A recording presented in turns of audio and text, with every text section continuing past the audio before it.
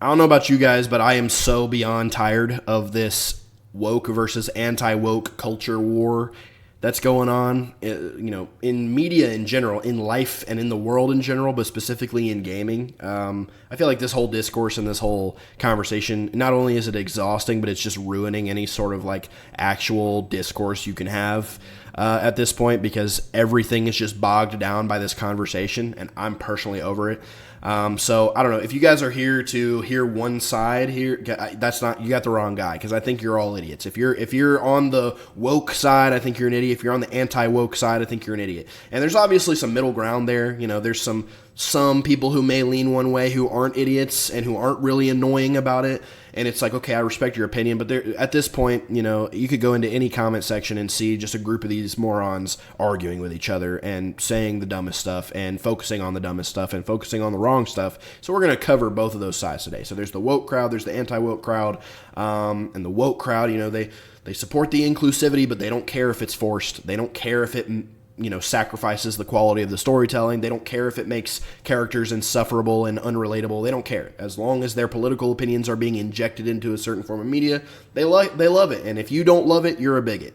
That's the woke crowd. The anti-woke crowd is the people who, if the main character of the game is not a white dude, the game's woke. The game's DEI. The game's this. Boycott the game. My wallet is non-binary.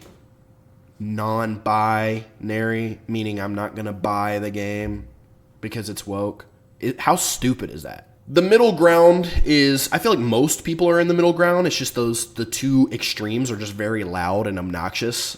So I don't know. I just wanted to talk about the whole thing. When we think about the whole anti-woke crowd, the controversy surrounding Kingdom Come Deliverance 2 is one of the dumbest ones ever.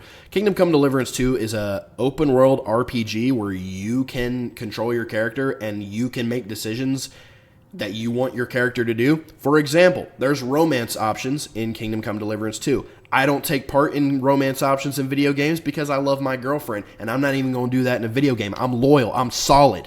But that's an option in the game. If you want to do it, if you want to pursue it, you can. There's all kinds of straight romance options in the game. There's one gay romance option. One. And people boycotted the game, said that Warhorse Studios went woke, said that Warhorse Studios, sold out to the DEI crowd.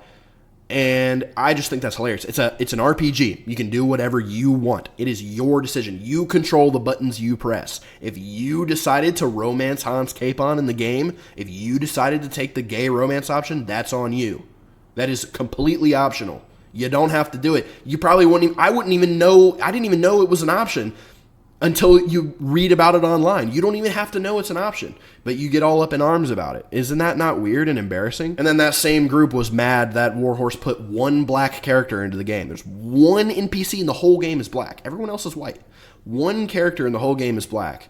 And is it really that far out of the realm of possibility that there was an African trader who came up through Europe to trade in medieval Bohemia? Is it really that far out of the realm of possibility to the point where you're going to call them woke for putting one black guy in the game? Is it that serious? Regardless, though, Kingdom Come Deliverance 2 overcame all that nonsense and is an incredible game. It's one of the best games I've ever played. It sold 2 million copies in its first 2 weeks, and it's on track to sell a lot. It's just funny that anti-woke crowd they became fans of Warhorse Studios because in the first game, Warhorse was like, we're staying true to the historical accuracy. All the NPCs are going to be white because it's medieval Bohemia. And then the same group just turns on them for adding one non-white character to the game. I think that's hilarious. Now, an example of the woke crowd overreaching is the whole Hogwarts Legacy situation from a couple of years ago, where it was like, oh, if you buy Hogwarts Legacy, you're a bad person, you're a bigot, you're supporting a bigot. And that was in reference to J.K. Rowling, the author of the Harry Potter books. A lot of people find her remarks about trans people to be harmful and to be bigoted and stuff like that. And so basically, if you bought Hogwarts Legacy, in the eyes of these people, you were supporting that line of thought. You were giving her money, this, that, and the other. So basically, what it really comes down to, according to these people, if you enjoy Harry Potter, you're a bigot. You're a bad person and you're a bigot if you enjoy Harry Potter. And you're actively hurting trans people if you do that. Is that not just so dumb? Like, it's not that black and white, man. I grew up a diehard Harry Potter fan. I love Harry Potter. I always dreamed of an open world RPG in the Harry Potter universe where I could play as my own character, as my own, I could create my own student and go through Hogwarts, go to classes, cast spells, fight enemies, ride a broom. That's what I wanted. That's all I've ever wanted. And now I'm being called a bigot because I wanted to buy the game. That's also really stupid. But again, that guilt-tripping boycott campaign failed miserably as Hogwarts Legacy went down as one of the best-selling video games of all time and made like $1 billion in revenue. So, if anything, the whole guilt-tripping boycott campaign just made the game sell even more because people were like, "Oh, really?" It just became the game became a political statement. And there's way more people who believe one way than the other way, or so it would appear. And this whole issue stems from, in my opinion, forced DEI, forced inclusion, where you're sacrificing the integrity of the story, of the relatability of the characters, and that of the writing and all that. That's where it becomes a problem. Because it's like in Dragon Age, the Veilguard, everybody knows about it by now. Everybody knows about the companion Tosh and the whole thing going on with them and what they got going on. And that whole story, at the end of the day, it wasn't necessarily the message that was bad. It was the way it was integrated. It was the fact that it was clear that whoever wrote the dialogue for that quest, that person was just like, they were just getting off on preaching at the player and being like, "Oh yeah, if you accidentally misgender someone, you better punish yourself by doing push-ups and apologizing for 5 minutes straight." And it's like, bro, like, it's not the concept that's the problem, it's the execution of it. And, I mean, Dragon Age the Veilguard, at the end of the day, that game didn't feel anything like a Dragon Age game. It wasn't an RPG. It looked pretty. It had cool combat. And if you could get past the Marvel-esque writing, and if you could get past the fact that you're presented with dialogue options, but none of those dialogue options actually allow you to be mean, or, the game was just a group therapy session for people. It was just like, it's not a video game at that point. It's a self-help program. And it's like, that's not what anyone's here for. And so the game failed. All those writers got fired. And you wonder why. And then they'll be like, "Oh, it's just because everyone's a bigot. Everyone's a bigot. That's why they didn't buy the game." No, they didn't buy the game because it sucked. Games like Cyberpunk 2077, they do inclusivity correctly. It's one of the most inclusive games ever. Like, it's literally, you can be whatever gender identity, whatever race, whatever sexuality you want to be in Cyberpunk 2077, and people all around that world are also like that. That you can literally modify your body to be whatever you want. Like, that game is literally full-blown, straight-up inclusivity. You can be whatever, everybody, there's all kinds of different people everywhere, and there were complaints about the game being buggy on launch. Not one single person that I ever saw complained about the game being woke or forced inclusion or DEI, because all the characters were likable, all the characters were well written, the story was incredible, the gameplay was incredible, the Night City was incredible. Cyberpunk 2077 did it right, and nobody complained about that game being woke because it's a good game. Isn't it crazy how that works? Baldur's Gate 3 is the same way. Baldur's Gate 3. Most people consider Baldur's Gate 3 to be not only one of the best RPGs of all time, but one of the best video games ever made. And it was the same way. Extremely inclusive. Characters of different races, sexualities, gender identities, all of that. And yeah, you had a vocal small group of people who complained about it, but the game ended up selling really well and is one of the most well-respected video games of all time because it's good and because none of the stuff felt forced and felt like it was preaching at the player. People don't buy video games to be preached at. People don't buy video games for a political statement. They buy video games to get lost in the world and to take a break from the real world, not hear all the same problems we see on social media regarding any news, anything in real life. You don't boot up a video game to hear more of that. Like, it's common sense to me. But you literally have game companies that they're forced to bring in these consulting agencies that are, their sole purpose is to oversee the writing of that game and make sure that a certain amount of DEI is injected into the game for it to pass its, whatever rules there are for how much inclusivity a video game has. That is a real thing. I'm not making that up. There are literal consulting agencies who are coming in these writing rooms, looking at the way a story is written, and if there's not enough inclusivity, they're like, "You have to put it in here. You have to do that."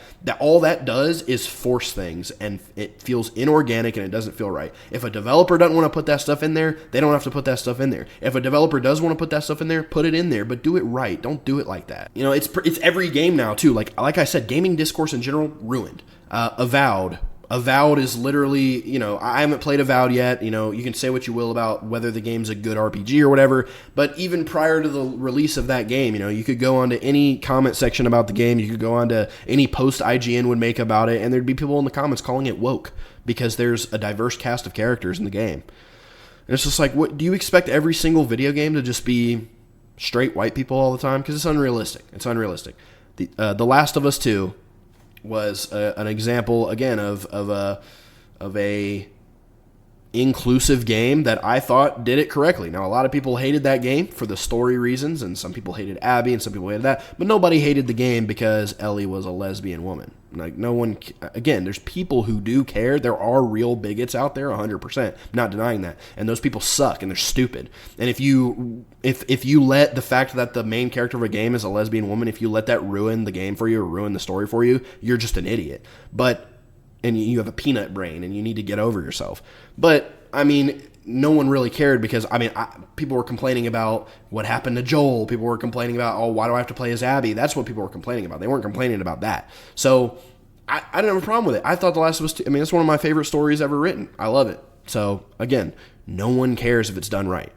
Concord is a game that failed miserably, and it was Concord is probably the biggest failure in gaming history. It had like a $300 million budget from Sony, and it lasted 2 weeks on the market before it got canceled.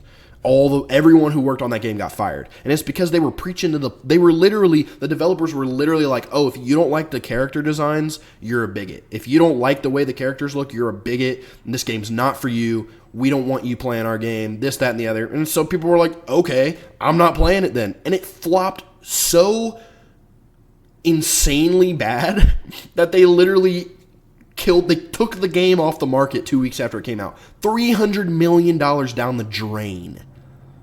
Because they wanted to preach at players and tell you and call you a bigot if you didn't like the way the characters looked.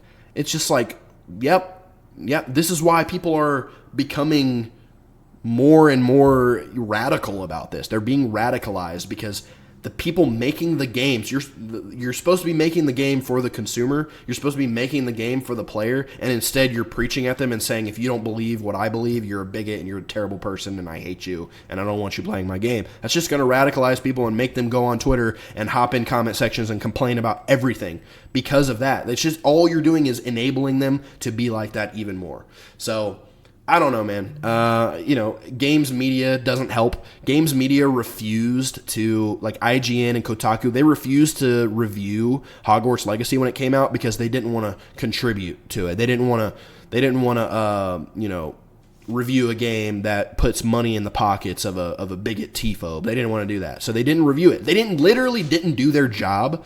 The thing that they are paid to do, the service that they are expected to provide to the player, hey, give me an unbiased review on how good this video game is, they wouldn't do it because they were trying to make some political statement and do all this political grandstanding and be like, look, we don't support this. It's stupid, it's dumb, and it's laughable. And this is the problem with this country and this world in general right now, is like we are taking everything way too seriously. It's insane to me. And those same media outlets gave Dragon Age the Veilguard 9s and 10s out of 10 because they agreed with the political ideology that was in the game. They called Dragon Age the Veilguard a BioWare's return to form, even though it felt absolutely nothing like a BioWare game, felt nothing like a Dragon Age game, and it was just a political manifesto at certain points in the game. And obviously it's not all like that. The whole game's not like that. It's just certain moments. But even as an overarching statement, the quality of the writing was just bad. It just felt like a Marvel movie most of the time, and you can't be mean to anybody and all that. But yeah, it's just full-blown bias. It's just like these media companies,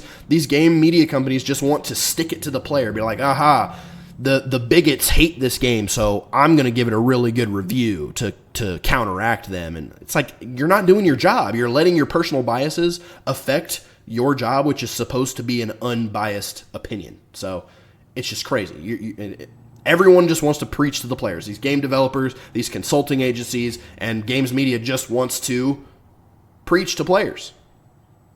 So again, I think the anti-woke crowd that's in all the comment sections of any game ever, calling everything woke and DEI and all that, that's really annoying, and they're really annoying. But the woke crowd is also extremely annoying. The people who are calling you a bigot if you don't like certain things, or whatever. You're all you're all stupid, and I can't take it anymore. And I see it all over the place, and I'm sick of it. And I think most people are sick of it. It's just this loud group of people that you can't get away from. And any time you want to engage in any sort of discourse about anything, there has to be some sort of political ideology injected into it. So anyway, that's my rant about it. If you guys like this video, leave a like for the algorithm and all that boring crap.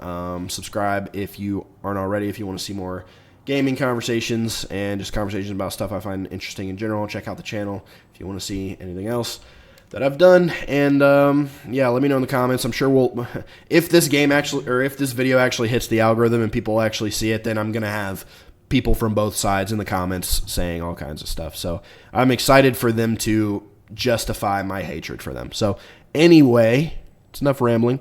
I'll catch you guys in the next one. Y'all have a good night or day or morning.